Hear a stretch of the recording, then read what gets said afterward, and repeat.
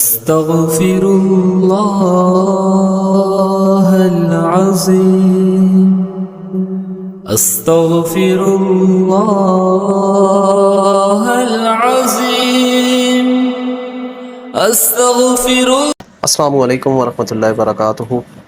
ہم زمین و آسمان کے اس پروردگار کا شکر ادا کرتے ہیں جس نے ہمیں اسلام کی دولت سے نوازا اور محمد رسول اللہ صلی اللہ علیہ وآلہ وسلم کا امتی بنایا.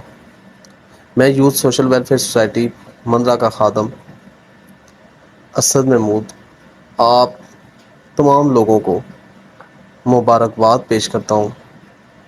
میری شورا کی انتھک محنتوں سے، میرے کمیٹی ممبران کے سپورٹ کی کرنے کی وجہ سے آج الحمدللہ ہم نے 13ویں شادی بھی کمپلیٹ کر لی. یہ ہمارے ممبر ہیں ڈیرہ اسماعیل خان کے، یہ باولپور کے ہیں. وہاں پہ باولپور پہ ہم نے ان کی بہن کی شادی تھی، تو وہاں پہ ہم نے یہ فرنیچر انہوں نے لیا اور اس کے اندر ہم نے ان کے ساتھ کنٹریبیوشن کی. تو انشاءاللہ یہ اللہ تعالیٰ کا بہت بڑی ہمارے اوپر انعام ہے، بہت بڑا ہمارے اوپر انعام ہے. میں کچھ ٹائم سوچتا تھا کہ یہ ہم کاش کر لیں، اور آج اللہ کا شکر ہے آج ہم تیزی سے آگے بڑھتے جا رہے ہیں. اور انشاءاللہ ایک دن آئے گا کہ ہم ایک ایسا اتنا بڑا سسٹم بنائیں گے جس میں امیر و غریب کی شادی ایک ہی طرز پہ ہوگی، جس پہ اللہ اور اس کے رسول کی خلاف ورزیاں نہیں کی جائیں گی.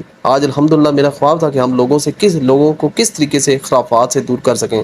آج ہم شادیاں بھی کر رہے ہیں اور وہاں پہ شادیوں میں خرافات کے اوپر بھی ہمارے ایگریمنٹس ہوتے ہیں کہ ہم یہ حدود اللہ پامال نہیں کریں گے. ہم مسجد میں شادی نکاح کریں گے یا سادگی سے کریں گے، ڈول دبلا نہیں ہوگا، میاں بیوی کو گٹھا سٹیج کے اوپر بٹھا کے تماشا نہیں بنایا جائے گا، غیر محرم بیچ میں عورتوں والی سائڈ پہ نہیں گھسیں گے، عورتوں والی سائڈ پہ ویڈیوز اور پکچرز سے روکا جائے گا. تو یہ الحمدللہ، اور مردوں کو دولہے کو استقبال کرنے کے لیے باہر بے پردہ عورتیں ہماری بہنیں بائیں نہیں نکلیں گی. اور آج الحمدللہ ہم اس میں کافی حد تک کامیاب ہو چکے ہیں، اور انشاءاللہ میرے اللہ نے چاہا تو ایک دن آئے گا تو یہاں پہ ہم ایک پورے پاکستان کے اندر ایک ایسا شادی کا سسٹم بنائیں گے جس میں امیر و غریب کی ایک ہی طرز پہ شادی ہوگی، ایک ہی ڈش ہوگی، اور وہ کنڈیشنز ہم طے کریں گے.